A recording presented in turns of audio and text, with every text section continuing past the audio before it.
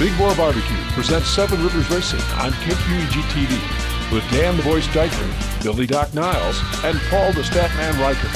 Brought to you by Big Boar Barbecue, Highway 16 West Salem, in La Crosse on 3rd Street downtown and George and Gillette Street. Big Boar Barbecue, now that's a mouthful. By Carey Heating and Air Conditioning, your residential specialist, serving the La Crosse area since 1929. Carey Heating and Air Conditioning. Hey, good race fans, Dan Dyker, Bill Niles, and Paul Reichert. Look, I left out the nicknames that time. We are the Seven Rivers Racing on KQEG TV show, brought to you by Big Boar Barbecue. Of course, it's Doc and the Voice and the Penguin. Coming off of another fantastic weekend, both of the Tomah Sparta Speedway. The weather up there was just fantastic. The crowd's huge again. Car count was great. It was a lot of Elko guys down there, which you're going to see coming up on today's program. I unfortunately had a huge wedding to DJ up in Fountain City at the Duelmans. If you've ever been to Elmer's Toy Museum, I got a chance to just visit two of those buildings, and you've got to get up there. It's just simply phenomenal. Great wedding. Congratulations goes out to Alexis Baker. Her mom, Alyssa, used to score at MTS when I announced up there, so they had a fantastic day. But Billy took the reins at La Crosse, and as we normally do in the program, we get you set for video highlights from both La Crosse and the Tomah Sparta Speedway. And in segment 3 today, we're going to bring back a guest that we had at the La Crosse Speedway banquet. Our producer Jesse is going to spin the wheel. Whoever it stops on, boom, that's who we're going to bring on today's program. Very interesting late model NASCAR race at the La Crosse Speedway last weekend, Billy Doc Niles, and this one, 3 names that did not include Gady or Carlson. Yeah, well, you see the last couple of laps here where Mergic is running away, but he had to work to get to that. Bert Kershaw would get to the front early and bring Steve Bachman with him, and Mergic would track him down. Slick move. Go back and watch this race if you can. Slick move in turn 1 to get alongside of Kershaw and just run away. And as he's running away, all of a sudden, here come Carlson and Gady. Make this interesting. You look at the last lap. Carlson waiting for Bachman to make a slip-up, gets underneath him, gets that 3rd spot, and if you watch here come under the line, Bachman leaves the opening there for Gady also. Gady will nip him at the line, so Mergic wins. Kirshner 2nd, Carlson 3rd, Gady 4th, and Bachman will round out your top 5. Of course, Bachman, this is his 2nd year, so I guarantee he's been watching the replay on that one many times to make sure that doesn't happen again. And if you were there or if you watched the replay, Carlson said he was waiting for an opening, and there it was, a golden opening going into turn 1. Nick Mergic, guest on the Saturday radio show coming up this week as well. For the sportsman, well, it was Dave Edwards in that number 5 modified, getting it done again. It's been pretty much him, the Jack Lichheim show for the first 3 races of the season. He won the first night, or Jack got the first night. Now Edwards is taking command back-to-back, as you see right here. Sam Niles has things figured out coming off that week 1. We don't even know what that was. Clutch problem, and has also made himself a distinct contender. There's something out in the store that you don't know, and that's Spill it. I know what it is. Yeah. I just didn't want to be a bearer of bad news. Well, he kind of your nephew, so you can do this. I can do it. I said to that long-haired little boy. But yeah, they got the breakout rule, and Sam ran 2 laps over the breakout, so he was introduced to the black flag with 1 lap to go. Made a heck of a run at it, but unfortunately, a couple of those laps, he doesn't have his car chipped out as like the 5 car does, where he can stay right at that 22-second mark. And unfortunately, Sam got black flagged in all 3 events Saturday night. There's got to be at least a participation trophy going on to Sam. He should got a beer for a trifecta there. 3 of them. Oh, speaking of which, we did learn something. If you qualify a perfect 22-second lap, you get a free case of beer in that sportsman class. I heard that this weekend. Yeah, Jack Lichheim did qualify at 22 seconds. Unfortunately, he also had 2 laps underneath 22 seconds, so that got disallowed. To the hobby stocks we go, Paul Reichert, and talking about DQs, there was one on this one. Yes, there was. Jason Stark took his son Austin's car, and he looked good out there, ran away with it. He even had to deal with a final 3-lap shootout to score the victory. Unfortunately, post-race inspection changes things, unfortunately. So one of our Minnesota drivers, Joey Prusek. Yeah, he claimed the victory. I tell you though, Stark pulled a really sweet move to get the lead right around the halfway point. He ran the okey-doke on Prusek, came from the high, shot down low, boom. I like you to say in, around, and gone. In, around, and gone. In, around, and gone. That's right. Looking at the Hornets, it wasn't Jimmy Bjorkman this time, though I do like his wrap job. It was his brother Mark Lethe getting this one done. He got it to Chris Larson. Now, Chris Larson normally doesn't run a Hornet, so it was good to see that he was in there because he runs 6-cylinder cars. And as for his brother, Jimmy Bjorkman, he was very happy on social media, taking home a 6th-place finish. Paul, High School Racing Association had their first ever race at the Crosse Speedway. And we had 5 cars on hand, and Kelsey Clements, Nick's daughter, brought out her car, and they put it. I think they put Home and high, baby. Yeah, Home and high. They put on a pretty good show. And Jaden Schock, who had never been behind the wheel of a 6-cylinder, as you're seeing here in the last 2 laps, first time in the street stock, and had never seen the car before. Looked pretty good in that, and ended up claiming the victory, beating out Dawson Richmond for the win. And hopefully, we'll see some of those guys. See some of those guys at Tomah. Of course, Madison is also going to be running the high school association races, as is Tomah this year. Coming up this weekend, our first of, I think, 3 double features in a row on the schedule for the Crosse Speedway late models. And hobby stocks, Sportsman, Hornets, minivans are going to be out. And an interesting decision made because the Elko Speedway, which is now going to be starting on July 4th, they've had so many of their Thunder stocks, power stocks come down. They're going to be running several divisions at La Crosse. We're going to break it down on the radio show this week. Also look at lacrossespeedway.com and their Facebook page. They've got the rules thrown out there. And there was a lot of controversy going on at Tomah with those Elko cars coming down. There was some controversy I saw on the DQ win that Stark got, and some people said that Prusik shouldn't have got the win because the tires and the pulleys, and Gallagher should have got the win. But Chuck Deary says, okay, well, we're going to do it like that. Let's just split the divisions right down the middle, Bill, and let all of them run. Yep, so they're going to have the dual, if you're watching here on Sunday night, you're going to, hopefully, if there's no rain this weekend, see that duel. So it's going to be pretty impressive. Get all them power stocks and them hobby stocks on the same track. If you watched them last week, it was a fun race to watch. A lot of action. Coming up next, we're going to break down the Tomah Sparta Speedway as they get set for the Tim Meyer Memorial. You're watching KQEG TV 7 Rivers Racing. You don't have to fly to Kansas City to get great barbecue. Hear that? That's the sound of breakfast. Jerry here, and breakfast is back at Big Boar Barbecue. Come join us Monday through Friday, serving breakfast from 5:30 to 11. Pancakes, waffles, biscuits, and gravy. And yes, eggs too, any way you want them. Choose from 3 different hashes made fresh to order. Pulled pork, brisket, or boudin. Yes, sir, breakfast is back at Big Boar Barbecue, and it's a mouthful. American Standard Heating and Air Conditioning is built to a higher standard, so you can focus on the problems in your life that really actually matter. Like figuring out which remote turns the TV on, or the smell in the vegetable crisper that in no way can be vegetables, or finding your phone when you leave it on vibrate. Whatever you're worrying about, it won't be this. American Standard Heating and Air Conditioning, built to a higher standard. Welcome back to Big Boar Barbecue presents 7 Rivers Racing KQEG TV. Bill and Paul and Dan, and we've got some fantastic sponsors. And man, Big Boar Barbecue, I hate saying that name because I start thinking smoke. Yeah, I see drool coming on your chin there. Yep. So, hey, we got thank you to Big Boar Barbecue, our title sponsor this year. Once again, couldn't be more happy to have them on board. Also, Carey Heating and Air Conditioning. It's warm out now, folks. If you haven't had that AC checked out, you might want to think about doing it now before you have problems later. Fansarena.com.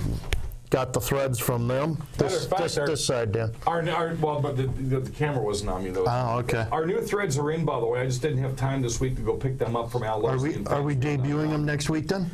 Yes. Breaking news? Yeah, I was going to get them this morning, just got tired. J&L Collectibles, you see them at the racetracks all over the Midwest, and our friends at NorthstarCustoms.com. Thank you all for being advertising partners for the 2020 season. Talking about the power stock drivers from Elko, they came to play at the Tomah Sparta Speedway first before La Crosse last weekend on Friday night.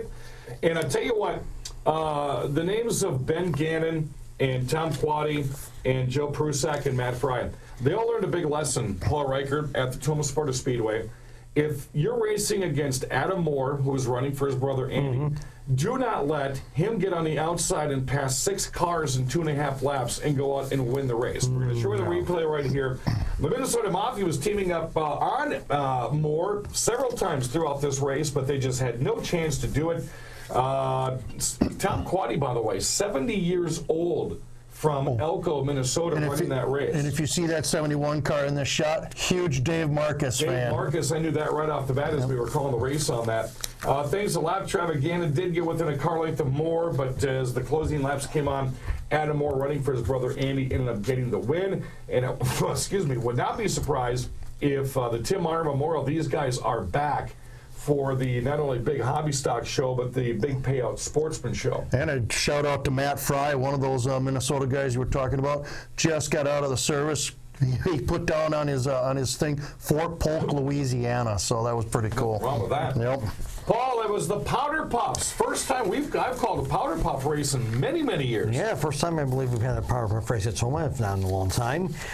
Terrified was behind her husband Dan's car. It was looking good on there for quite a while, but then Linda DeVoe came along driving the Ron Pearson Hornet, and her first time out there was the night before during practice, and they came around the lap car of Allison Hendricks. Linda went low, Tara went high, and Linda came out with the win and actually drove the lead and drove off with the win a few laps later. What a pass that was, because her son is the Flying Finlander down in Salo, a modified driver at the Tomah Sparta Speedway, which he said, no, my mom is never going to be in my modified car. He was shocked as we were all up in the tower. The dive bomb move that she had was like an experienced Hornet driver of, say, 10 to 15 years, especially at Tomah. And especially as you're heading into one where the old track is. Her tires never bounced off onto the old track back onto the new.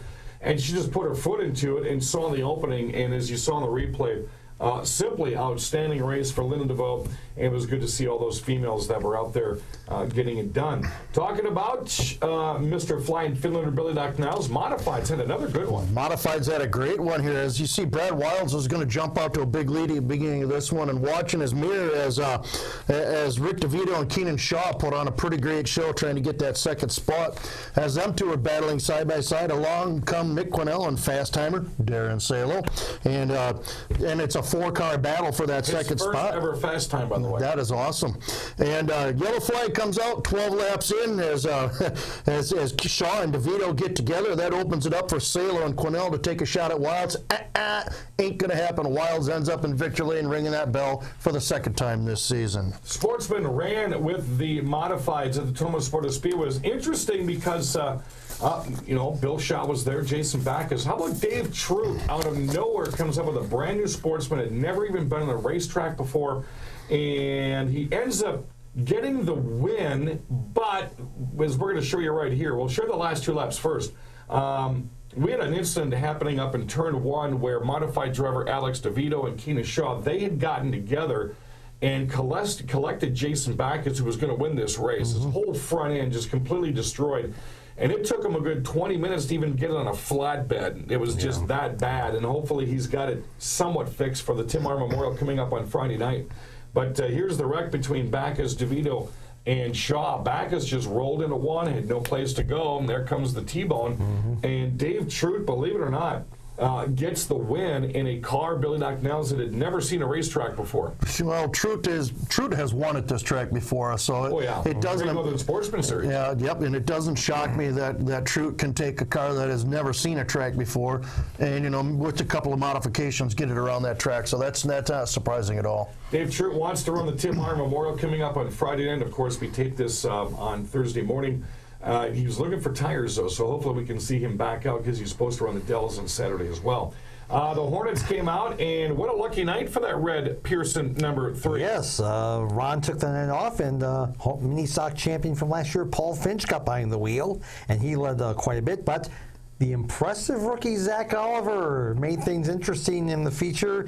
came to within a few car lengths during the race, but Paul held on to claim the victory in the Hornet feature. Zach Oliver is, I think that's Greg Oliver's nephew. I think that's Todd's son, I do believe, isn't it? Yep. And his first race ever was the first Hornet race this year. He went out, won the feature, shocked everybody, missed the second week, comes out the third week, qualifying not the best. He raced not the best. That number 10 car finally kicked in during the feature.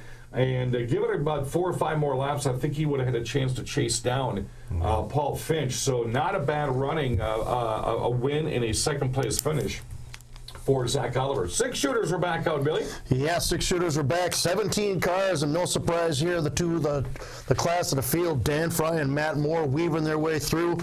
Moore would be the one to get to the front first, leave everybody in his wake. He's going to ring that bell again. He had a great weekend. I mean, he won Friday night. He ended up winning the street stock race on Saturday night. So great job by Matt Moore having an awesome weekend in that 90 car. Just a reminder, the Tim Meyer Memorial Shootout, we will have highlights next week for you because that was a Friday night race.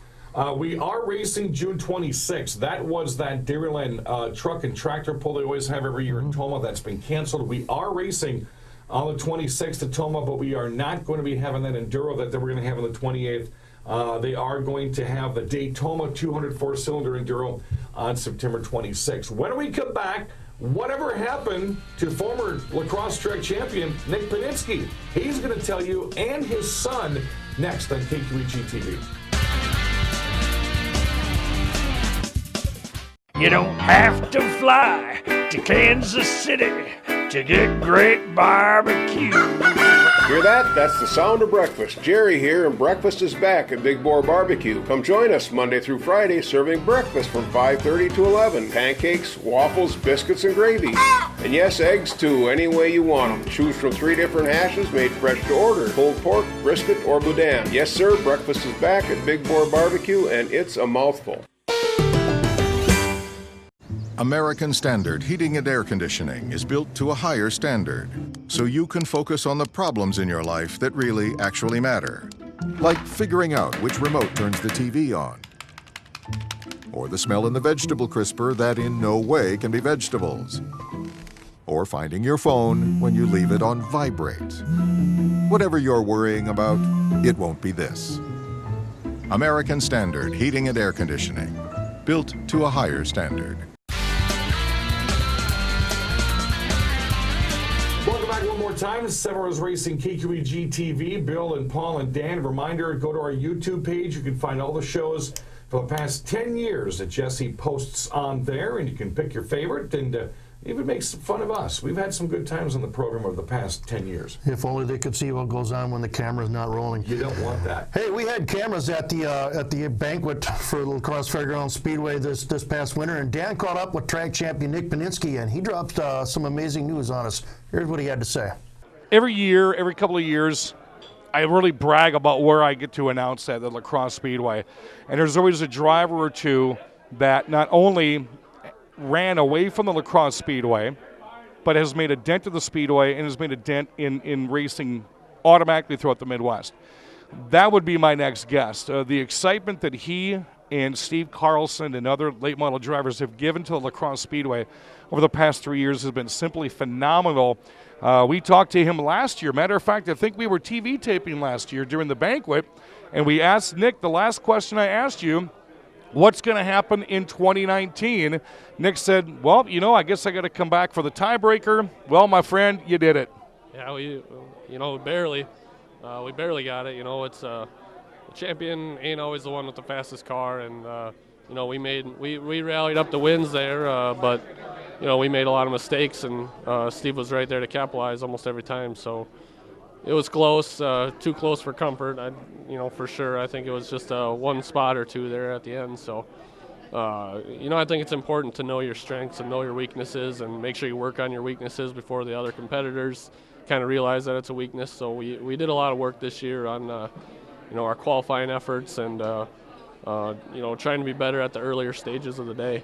And on the other side, you have to know your competitors' strengths and weaknesses at the same time.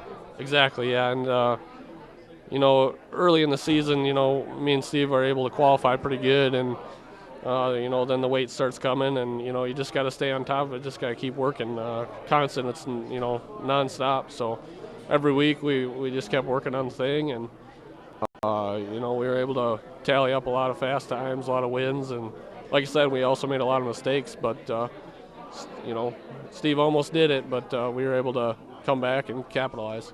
There was a time during the season there that the Midwest was really focused on what was going on between you and Steve.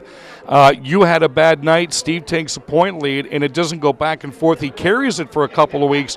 Did you think at that point there's no – because then Steve had a problem, and then you finally caught him by a couple of points one night. Did you think that, man, I'm not going to be able to get this thing done? Yeah, you know, we tangled with a car there late in the race, you know, one or two to go. Right, you know, I think it was 4 or 5 nights left, and we really thought we threw away our turn 2. Yeah, we really thought we threw away our championship hopes. You know, not only the lacrosse deal, but you know, the national deal. But we were able to rally back and win one championship barely, but didn't rally quite hard enough to win another. So. Well, I think if you mention Mother Nature's name to this guy anytime soon, you're going to get an earful. Mother Nature was not your friend this year, especially at the Crosse Speedway. Talk about that championship run with a guy, Jacob Gay, that you've known for a long time.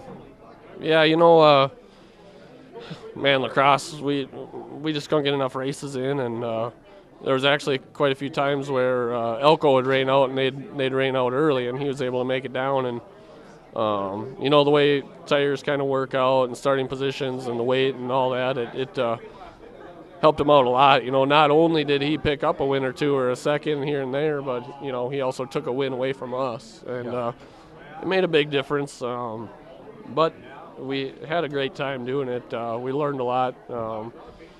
You know, doing it all over again, I think I'd, you know, try to not focus on it, you know, too much. We were pretty focused on it, and I think our results started kind of tapering off. And you know, if we just went to the racetrack and ran our race, did our thing, I think we were fine. But we just didn't. The cards just didn't fall our way. That's all there is to it.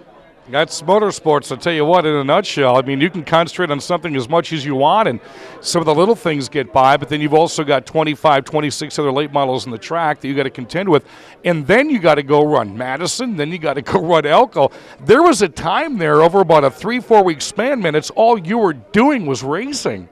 Yeah, that was insane. I mean, we'd go race out at Madison on Friday night, and it's, you know, it's 10 hours or just over, you know, per day that just traveling, you know, traveling back 5.5 hours or whatever it is. And we get home 5 in the morning, whatever, you know, whatever, and wake up at 9, go to work on the car. And there's a lot of times where I stayed in the trailer and worked on the car on the way to lacrosse. And, you know, it got a little bit, the nerves were high because we were taking our good lacrosse car out to Madison, and Madison's a pretty rough place. A lot of good drivers there, but like I said, it's pretty rough. So we were able to get through, get out alive, and we had a couple really, really awesome races. There's no video of them. I wish there was, because me and the 72 went back and forth one night. You know, long way out front, and it was just cool, because I think that's kind of what everybody wanted to see. I think that little guy in the blue shirt, he was watching me over your shoulder, looking at him, because I was going to get him over here. Morgan, get the little guy over here. Get the little guy over here. He's going to play into my next question when we talk about motorsports and what Nick Panitzke is going to do for 2020. First off, introduce us to this little guy. Want me to pick him up? You can pick him up, sure, yeah. We got to get you in the camera shot. So who is this guy? This is my little buddy, Cameron. He's our new go-kart racer. He's my son, 7 years old. He's turning 8, and we're going to be out at Cedar Lake doing some races on Sunday, and old man will be out there on Saturday nights banging quarter panels off the race car. So as soon as the season was done, I think a month had gone by, and Morgan and I communicated, because you just now have a Facebook not too long ago, I think, and Morgan and I would communicate, and I saw what his birthday, what his gift was the little dirt midget type car. And then you made the announcement that because of your son, you're going to be changing what you're doing in 2020. Kudos, my friend. Yeah, you know, it's a big decision. I'm at that age, and so is he. He needs my full attention if he wants to have a shot at this racing deal. You know, not to make it somewhere, just a shot at really having fun with it. You know, not getting the leftovers of my time, my money, and just giving them a full legitimate shot. We'll see how it goes. We only ran twice. We went to 2 races, and we're on our 2nd kart and our 3rd motor. So, yeah, what do you know? Cameron, are you looking forward to running this year in the dirt? Heck yeah. Yes. Are you going to be faster than your dad? Yeah, Yes. probably. We're going to watch, man. We're going to be watching you. You got to turn, look at the camera, wave at everybody because you're going to be on our TV show. And what a neat thing. We saw that the Cameron's going to be running dirt this year. He's going to be running up Cedar Creek, which is one of the fastest tracks in the Midwest when it comes to dirt. And I can't wait to see what you guys have done. Congratulations, Nick. It has been such an honor to be able to announce your races the past 3 or 4 years of the Crosse Speedway. Keep in touch and go get them on dirt. Get slideways. Yeah, I appreciate it. No matter what happens, we'll have a good time doing it and, drive back home smiling. So. Now, dirt rains out faster than asphalt, so what's the chance we might see you back at La Crosse? That's true. I still got the race car. She's ready to go, too. So, we tuned her up pretty good to, go try to win that championship. And, the Oktoberfest got over with, and, we have a pretty good tuned-up race car. So, who knows? You might see me back. I'm not by any means, giving up on the deal or quitting or anything like that. I just, whether it takes 2 years to get him on his feet, 3 years, 4 years, 5 years, whatever it is, we'll be working hard. And who knows, Dad might come back and have another shot at it. Good deal. Nick Panitzke and his son going to be doing some dirt racing this year. Our track champion, and was that close to the national championship. Nick, thanks for coming on the program, and let's go get some awards. Appreciate it. Thank you. So that's why some of you folks, matter of fact, I think over 1,000 of you actually watched the video that I posted on our Big Boar Barbecue Presents Seven Rivers Racing Facebook page this week. The in-car dirt video from Nick Panitzke, who started 17th and finished 7th at the Masters. That is not easy to do because the Masters brings out the best of the best. Somebody even asked me on Facebook Messenger this week if he was going to do any racing. I had forgot about the dirt, and I said, as far as I know, he's only doing a couple super late model races. So, I knew his son was going to do some racing. His son is doing the cage thing this year, and the more that Nick is getting better, I guess he was really impressive at Mississippi Thunder Speedway a couple of weeks ago. I think the more he really gets used to that car and sees some winnings come in and he follows his son, I wouldn't be surprised if he doesn't make any asphalt shows, but we hope he does because I miss seeing Nick and his wife Morgan in the pits. That's going to do it for the program. Lots of video coming up next week from double features at La Crosse if they run with the rain forecasted. Tomorrow Memorial Shootout to Friday night at Tomah. Hopefully rain holds off for that, as well as some video coming up from there as well. Check us out on YouTube and Facebook for Doc and the Penguin, myself, the voice Dan Dyker. We thank you for joining us on Seven Rivers Racing. You've been watching Seven Rivers Racing on KQEG TV with Dan the Voice Dyker, Billy Doc Niles, and Paul the Statman Riker. Brought to you by Big Boar Barbecue, Highway 16 West Salem, in La Crosse on 3rd Street downtown, and George and Gillette Street. Big Boar Barbecue. Now that's a mouthful. By Carey Heating and Air Conditioning, your residential specialist, serving the La Crosse area since 1929. Carey Heating and Air Conditioning. Thanks for watching Seven Rivers Racing on KQEG TV. You don't have to fly to Kansas City to get great barbecue. Hear that? That's the sound of breakfast. Jerry here, and breakfast is back at Big Boar Barbecue. Come join us Monday through Friday, serving breakfast from 5:30 to 11. Pancakes, waffles, biscuits, and gravy. And yes, eggs too, any way you want them. Choose from 3 different hashes made fresh to order. Pulled pork, brisket, or boudin. Yes, sir, breakfast is back at Big Boar Barbecue, and it's a mouthful.